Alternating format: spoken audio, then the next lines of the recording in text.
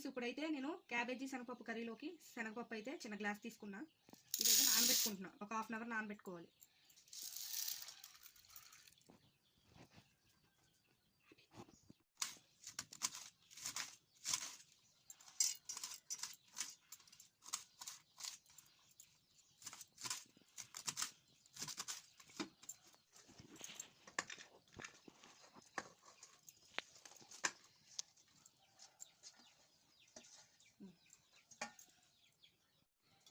Friends ఇప్పుడైతే మనం అరగంట నానబెట్టుకున్న పచ్చిశనగపప్పు కుక్కర్లో కట్ చేసుకున్న క్యాబేజ్ ఉంది కదా, ఈ క్యాబేజ్ శుభ్రంగా కడుక్కొని నానబెట్టుకున్న శనగపప్పును కూడా ఒకసారి శుభ్రంగా కడుక్కొని వేసుకుంటున్నాం కుక్కర్లో.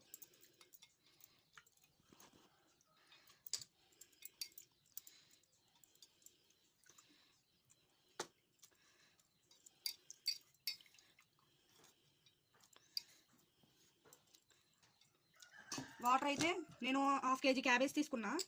వాటర్ అయితే ఒక 3 గ్లాసెస్ పోసాను. చిటికెడు పసుపు వేసి బాయిల్ చేసుకుంటున్నాను. ఇప్పుడు ఒక 3 విజిల్స్ రావాలి. స్టవ్ అయితే ఆన్ చేసుకున్నా. 3 విజిల్స్ వచ్చాక కట్టేసుకోండి. Hi friends, welcome to my channel Ammu vlogs. Cabbage పచ్చిశనగపప్పు కర్రీ అయితే వండుతున్నాం కదా, ఒకసారి రండి చూద్దాం.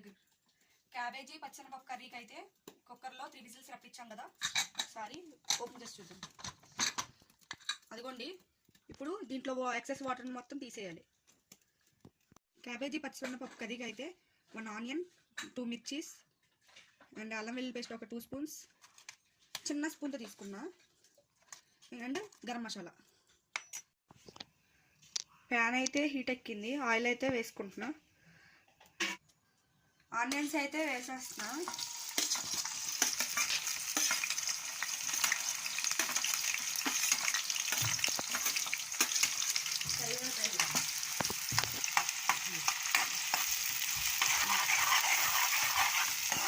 ఫ్రెండ్స్, నా ఛానల్ అయితే సబ్స్క్రైబ్ చేసుకోండి, లైక్ చేయండి, షేర్ చేయండి, కామెంట్ చేయండి.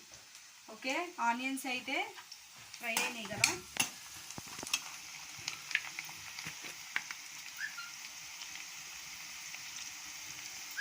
టేస్ట్ తగ్గట్టు సాల్ట్ వేసుకున్నాం.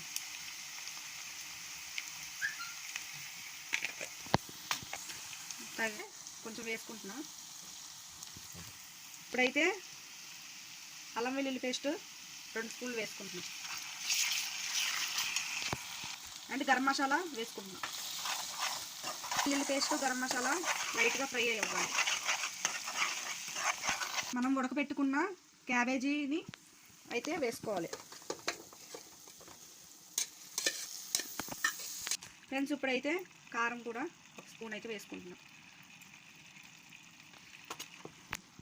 ఫ్రెండ్స్, ఇప్పుడైతే కారం వేసుకున్నాం కదా, నెక్స్ట్ కారం వేసిన తర్వాత మొత్తం కలుపుకున్నాక సన్న మంట మీద ఒక 10 మినిట్స్ అయితే దగ్గరికి ఆయిల్ అనేది పైకి వచ్చే వరకు మగ్గనివ్వాలి. ఫ్రెండ్స్, కర్రీ అయితే ఇలాగా సన్న మంట మీద అయితే మగ్గాలి.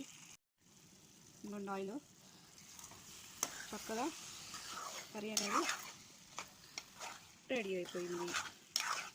ఫ్రెండ్స్, కర్రీ అయితే రెడీ అయిపోయింది. మీరు కూడా ట్రై చేయండి. మళ్ళీ రేపటి వీలాగ్తో మీ ముందు ఉంటాను. అంతే, టేక్ కేర్, బాయ్ బాయ్.